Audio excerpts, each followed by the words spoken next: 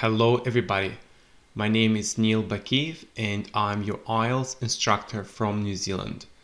My website IELTSTOEFL.com will help you to prepare for your IELTS exam.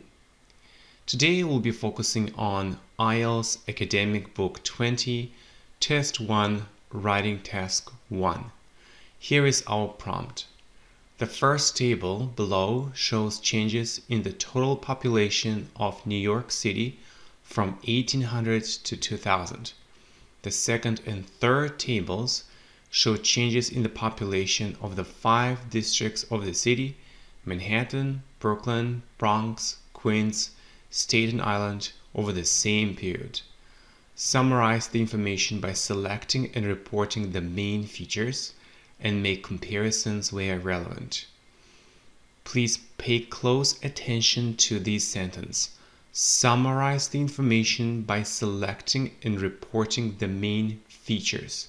So we need to focus on the main trends, and we also need to compare these major trends where it is possible, where these trends might be described appropriately.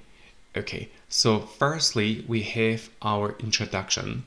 Our job is to paraphrase this prompt. So for example, here in the prompt, we've got these keywords. The first table below shows, then the second and third tables show. So instead of saying all these words, you could just say the tables illustrate, because we have the first table and then we have the second and third, and that's why you can just say the tables, and instead of saying shows, you can just say illustrate. Next, here from 1800 to 2000, you can paraphrase it by saying between 1800 and 2000. Next, of the 5 districts of the city, you could just say Manhattan with those of the other 4 districts combined. So here is our introduction.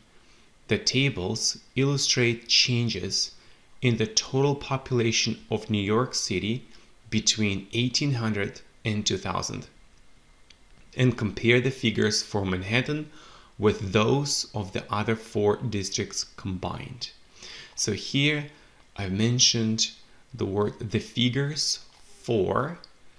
Okay, so instead of saying percentages, you can paraphrase the word percentage using the word figure. So the figures for.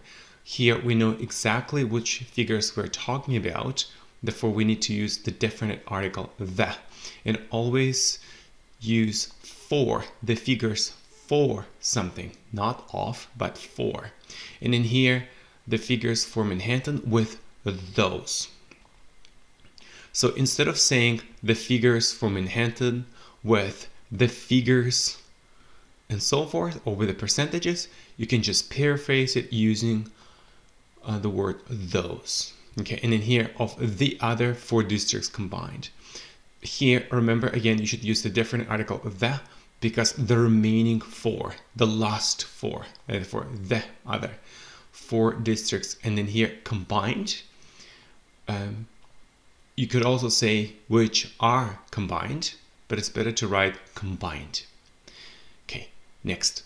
In the next paragraph, we should focus only on the general trends, and we should not focus on any percentages here at all.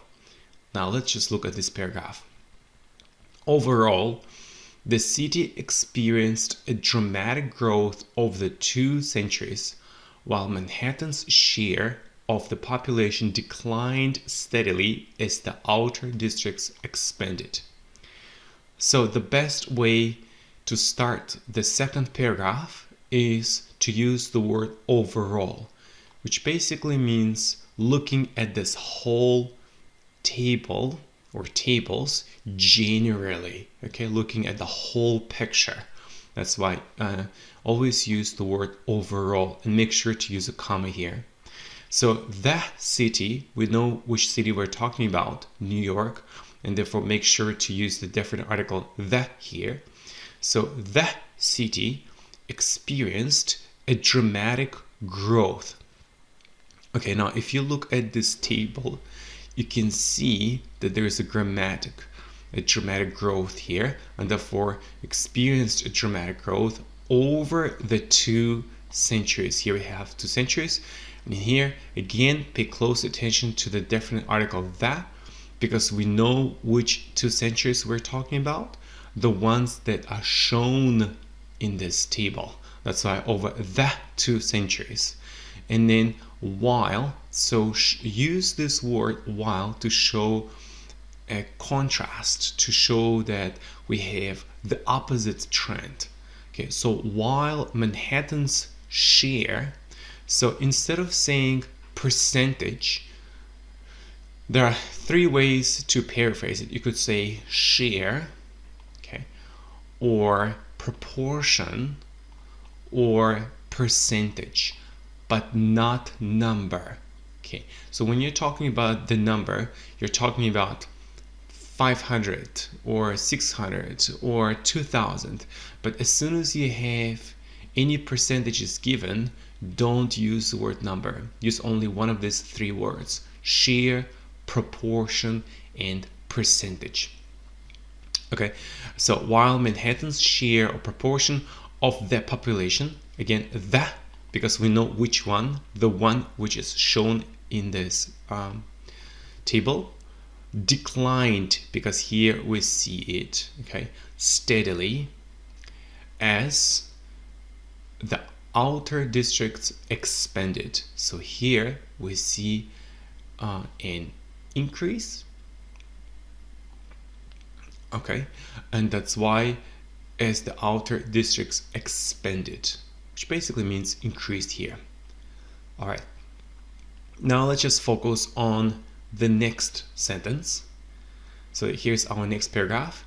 In 1800, New York had a modest population of 79,216, of whom 60,515 lived in Manhattan, accounting for 76% of the total. By contrast, the other districts contained only 18,701 residents, or 24%. Okay, so here in 1800, okay, so we're focusing on the specific year.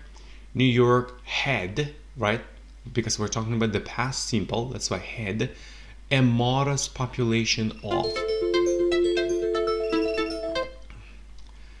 Okay, in this case, a modest population of basically means a small population. Okay, so because you don't want to say a small population of, it's better just to use a more academic phrase. So therefore, it's better to use the word a modest population of. Okay, and then focus on this exact figure, of whom. Okay, so you're referring to one particular percentage here. Okay, so that's why I use the structure of whom. So we're talking about 70% of people, and that's why of whom. Okay, and then this number lived in Manhattan. So again, we're talking about the same year in 1800. Okay, lived in Manhattan, accounting for 76%. So when you want to talk about the percentage here, use this phrase accounting for, which basically means representing 76%, and make sure to use a comma here. And then a lot of students just write accounting for 76%. Make sure to include this phrase of the total. Okay, so the 70% of what? Of the total. Next, by contrast, so when you're talking about the opposite trend, the other districts, here we have the other districts, okay, contained, again, use the past simple, only, okay, and then here we have this number, or 24%. Okay, so the idea is to focus on one particular year and explain the figures here and compare them. Next, by 1900, the overall population had surged to 3,437,202. Manhattan still held the largest number of residents at 1,850,093, but its proportion had fallen to 54%, while the outer districts nearly matched it with 1,587,109 people, or 46%. Okay, so here I'm using the word by. Okay, so I'm using the preposition by. Why do I want to use by, not in? Because I want to show advanced grammar.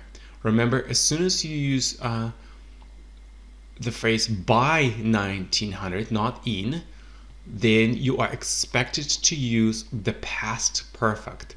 Okay, so by 1900, and therefore had surged. Okay, and then also here had fallen, because we're talking about by. Okay, cool. So the overall population had surged. In this case, surged means increased rapidly. Okay, and then always to. Some students write until or till. No, only to. So increase to something or surge to something.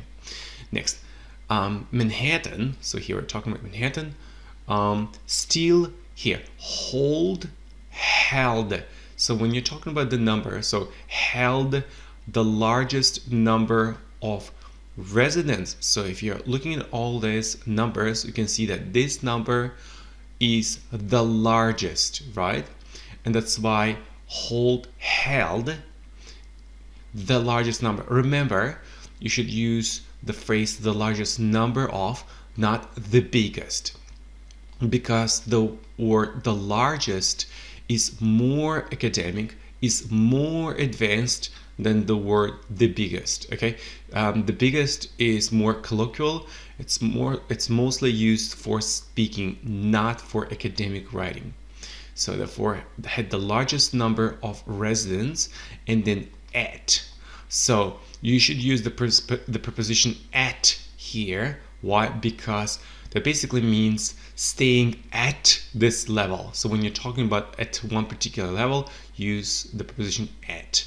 Next, but its proportion, right, which means we're talking about the percentage here, and therefore we need to use the word proportion, had fallen to 54%. So make sure to use the past perfect, had, and then fallen again to 54%. Okay, make sure to use to. While, so I'm showing this contrast. Okay, so focus on this word while. The other districts nearly matched with. So here, when you say nearly matched, which basically means we're almost the same, not quite, but these numbers were almost the same, and that's why here I wrote nearly matched it with, and then the number, or 46%. Again, the strategy is to focus on one particular year, okay, one particular year, and then show this contrast. And here again, make sure to use by in your description and use the past perfect to impress the examiner. Cool. Next, let's just focus on the next sentence. A century later, the city's population more than doubled to 8,009,185. Okay, so here again, use the definite preposition the. Okay, the city's population, because we know which one. We're talking about New York City, not any city. So therefore, the city's population more than doubled. Okay, so if you look at these two numbers, you can just see that this number more than doubled. Okay, and again, two.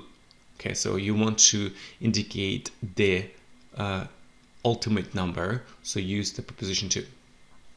Next, however, Manhattan's population declined to 1,538,096, sorry, representing just 19%, whereas the other districts grew sharply to 6,471,089, or 81% of the total.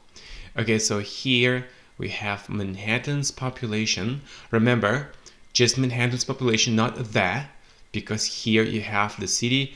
You can't use a or the before the name of the city. So Manhattan's population declined to. Okay, so here we can see that it declined to, and it representing. So when we're talking about the percentage, you can just say representing just 19%. Whereas, so here show the contrast. It's a very good word to show the contrast. Whereas the other districts, here we're talking about the other districts, grew sharply to, and then this number, or, okay, so here we can just see that the number increased, and that's why grew sharply to, or 81% again of the total. Okay, perfect. Okay, cool. Next, and that's it. All right, guys, I hope that you've learned how to describe this graph. And if you like this video, please subscribe, and hopefully you'll be able to improve your writing skills by learning a lot from these great lessons. Good luck with your IELTS exam.